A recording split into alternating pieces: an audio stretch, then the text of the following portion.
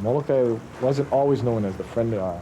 It was once known as Molokai, land of the fat fish and kukui nut relish. And that meant that throughout all the islands, Molokai was always known as a food-producing place. I mean, great armies would come here and they would get fed with no problem. And that was because of the fish ponds and our great taro patches. This is my expression to bringing the Hawaiians back to where they came from. This is even getting closer to the earth. This is underneath.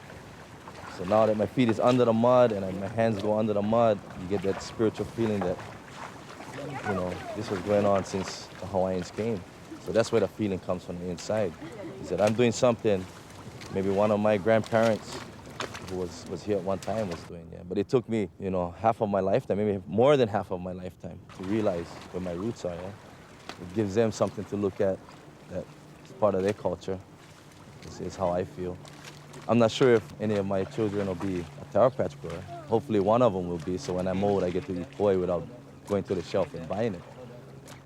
That's a big thing for me, is I'd like to see somebody around in the area, if not one of my kids, somebody else's kids, to take over these lo'is when we're done, yeah? So that's where the start comes, the ohana concept. Yeah? Not only my close family, but also everybody else around the area.